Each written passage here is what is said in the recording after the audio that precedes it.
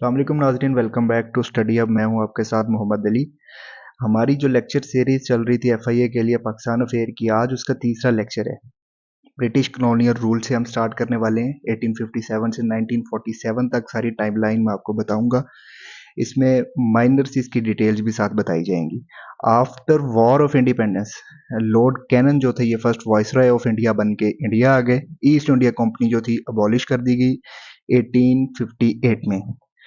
उसके फौरन बाद इंडियन लेजिस्लेटिव एक्ट जो वहाँ किंग की तरफ से दिया गया, ब्रिटिश पार्लियामेंट की तरफ से इंडिया को रूल करने के लिए जो दिया गया सबसे पहला यहाँ का कानून जो था, ये 1961 के अंदर दिया गया। दारुल उलूम देवबंद जो अदारा था मुसलमानों का बड़ा एक प्रोमिनेंट अदारा, ये 1867 में बना। हिंदू उर्दू कंट्रोवर्सी 1867 में स्टार्ट हुई।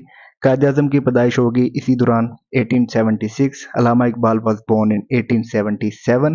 अंजुमन हमायत इस्लाम, ये भी एक बड़ा ज़बरदस्त अदारा था, एजुकेशन से रिलेटेड है। 1884 Hunza was rejoined fell into hand of British 1891। Hunza का जो था ये इनके राजा की तरफ से ये ब्रिटिश से अलग रहना चाह रहे थे, लेकिन 1891 में एक जंग के नतीजे में Hunza was recaptured by British. Indian council act was promulgated 1892। ये जो पहला एक्ट था 1861 का, इसी के अंदर छोटी सी उन्होंने अमेंडमेंट करके उसी एक्ट को जारी रहने दिया। Durand line was demarcated. Pakistan और अफगानिस्तान के बीच में जो लाइन है ये 1893 में लगाई गई, जब ब्रिटिश जो रूल कर रहे थे इन्होंने लगाई। नदवातुल उलमा, ये लखनऊ के अंदर नदवातुल उलमा बनाया गया 1894 में। Sir Syed Ahmad Khan pass away in 1998। Partition of Bengal, Bengal की पार्टीशन ब्रिटिश ने की थी वहाँ पे जो मैनेजमेंट के लिए, उनकी गवर्नेंस बेहतर करने के लिए इसको दो हिस्सों में कर दिया गया था 1905 में। और मुस्लिम्स की ये डिमांड भी थी कि हमारे जो सेटअप है वो बेहतरीन तरीके से नहीं चल रहा है, गवर्निंग सेटअप, तो इसलिए इसको दो हिस्सों में डिवाइड किया गया 1905 में। Shimla deputation met viceroy Mantu.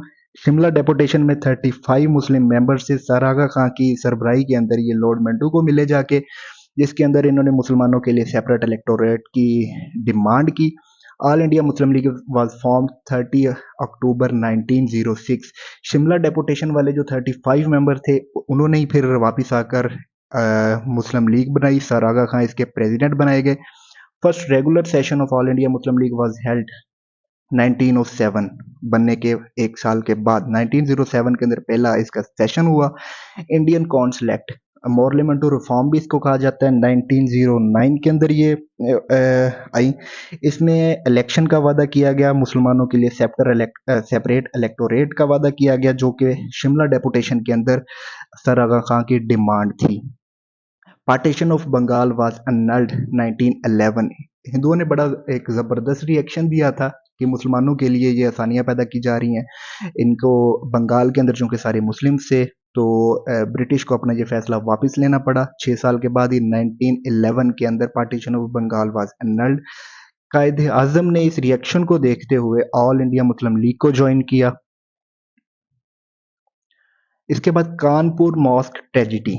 Kanpur mosque tragedy का पस मंज़र कुछ ऐसा था, वहाँ पे रोड की एक्सटेंशन का मामला था। रोड के एक तरफ ये कानपुर मॉस्क थी, दूसरी तरफ एक हिंदू टेम्पल था। तो ये यूपी की गवर्नमेंट ने इस पे जो थे वो ऑर्डर्स जारी किए थे इसको डिमोलिश करने के लिए। तो जो मुसलमानों ने इसके अगेंस्ट प्रोटेस्ट भी किया 13 अगस्त 1913 को। तो एक हिंदू मॉब ने इसके नतीजे में हुकूमती मशीनरी के साथ मिलकर ये मॉस्क ट्रेजेडी करवाई, जिसमें बहुत सारे लोगों का भी नुकसान हुआ। Lucknow pact was signed in 1916। ये मुस्लिम लीग और कांग्रेस के बीच में पैक्ट हुआ था कि जिसके अंदर इन्होंने इस बात पर रजामंदी जाहिर की थी कि रिलीजियस माइनॉरिटीज को प्रोविंशियल लेजिस्लेटर के अंदर अलग सीटें दी जाएंगी, सेंटर के अंदर नहीं, सिर्फ प्रोविंशियल के अंदर। इसके बाद खिलाफत मूवमेंट मॉन्टेज चेल्मसफोर्ड रिफॉर्म एक्ट। ये self governing institution gradually in India, ये ब्रिटिश की तरफ से एक्ट था कि इंडियंस को आहिस्ता आहिस्ता इख्तियारात दिए जाएंगे, जिसके बाद चूंकि उनका एक प्लान बहुत पहले से चल रहा था, इंडियंस की एक स्ट्रगल चल रही थी आज़ादी की, तो ये रिफॉर्म एक्ट इसलिए था कि इंडियंस को आहिस्ता आहिस्ता से बहुत सारी इंस्टीट्यूशंस के अंदर जगह देनी शुरू कर दी थी। खिलाफत मूवमेंट जो टर्की के उस वक्त के खिलाफत का इख्तिताम होने वाला था, 1919 से 1924 तक खिलाफत मूवमेंट चलाएगी, कांग्रेस और मुस्लिम लीग ने मिलकर चलाई। गांधी ने मुसलमानों का इसमें साथ दिया था, लेकिन वो साथ एक मुनाफिकत पे मबनी था। This movement was headed by Maulana Mohammad Ali Johar and Maulana Shaukat Ali Johar. Rowlatt act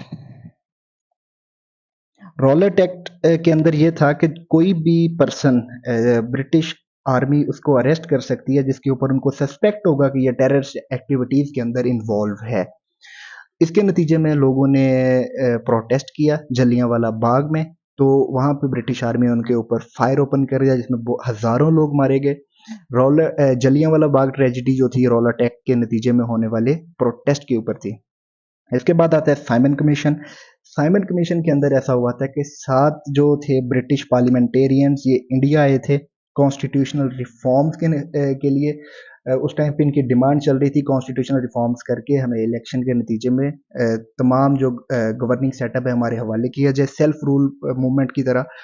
तो ये 7 पार्लियामेंटेरियंस आए थे यहाँ पे कॉन्स्टिट्यूशनल डेवलपमेंट को पढ़ने के लिए। दिल्ली प्रपोजल, ये प्रपोजल जो था ये कांग्रेस की तरफ से प्रपोज किया गया था साइमन कमीशन के सामने। पॉइंट्स दिए गए थे कि हमारी डिमांड्स क्या हैं, हमारी नीड्स क्या हैं। तो ये दिल्ली प्रपोजल जो था ये एक हिंदू डॉक्यूमेंट था, बिल्कुल भी इसमें माइनॉरिटीज़ को और मुसलमानों को जायज़ मुतालबात उनके कंसीडर नहीं किए गए थे। जिन्ना ने इसको रिजेक्ट करते हुए 2 साल के बाद अपने 14 पॉइंट दिए। जिन्ना के 14 पॉइंट 1929 के दिल्ली प्रपोजल के अगेंस्ट थे।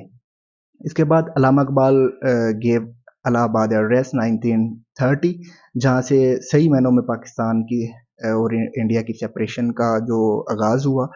राउंड टेबल कॉन्फ्रेंसेस 3 चली हैं, 1930, 1931 एंड 1932। गांधी इरविन पैक्ट 1931 के अंदर हुआ। इसके अंदर इसमें भी लॉर्ड इरविन की तरफ से कुछ रिफॉर्म्स और कुछ ऑफर्स थी गांधी के साथ, और लेकिन इसका नतीजा सेपरेट इलेक्टोरेट के नतीजे में ही निकला। कैमिनल अवार्ड के अंदर सेपरेट इलेक्टोरेट का मुतालबा जो तस्लीम कर लिया गया, जो कि साइमन कमीशन की रिकमेंडेशंस के बाद आया था। Name of Pakistan was suggested by Chaudhary Rahmat Ali 1933. Qajar returned from London and reorganized Muslim League. The Government of India Act एक कैमिनल अवार्ड जो था इसी के नतीजे में आने वाला जो एक्ट था, बाकायदा कॉन्स्टिट्यूशन था, वो गवर्नमेंट ऑफ इंडिया एक्ट था 1935 के अंदर दिया गया है, जिसके नतीजे में इलेक्शंस अनाउंस हुए। और इलेक्शन जो थे वो सेपरेट इलेक्टोरेट के ऊपर हुए रिलीजन की बुनियाद पर, कि तमाम रिलीजन को उनकी रिप्रेजेंटेशन के मुताबिक जो सीटें दी जाएंगी।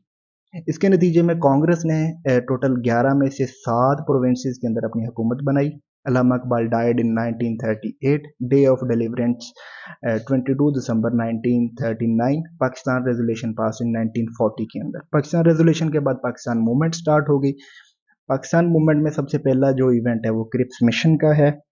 क्रिप्स मिशन का के अंदर उन्होंने इंडियंस की सपोर्ट हासिल करने की कोशिश की वर्ल्ड वार 2 के अंदर। गांधी जिन्ना टास्क जो थी 1944 की, वो इस मैटर के ऊपर थी कि मिलकर हुकूमत बना ली जाए।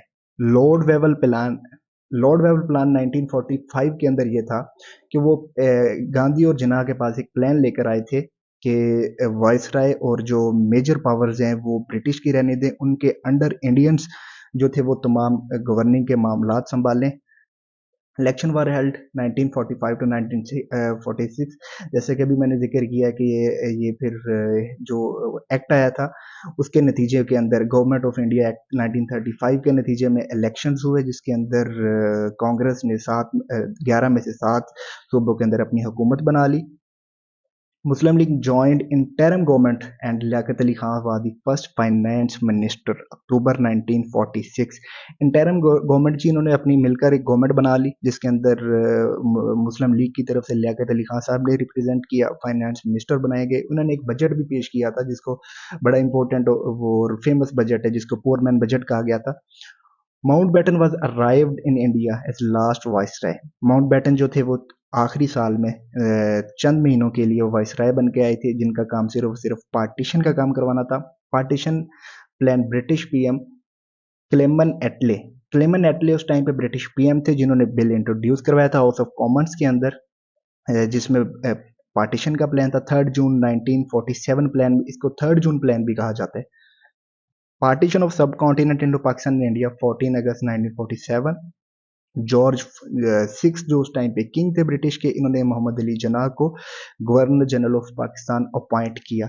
It was on 15 August, sorry ये करेक्शन कर लीजिएगा, 15 अगस्त को उनको अपॉइंट किया गया था। थैंक यू वेरी मच, अपना ख्याल रखिएगा और अपने इस चैनल का भी।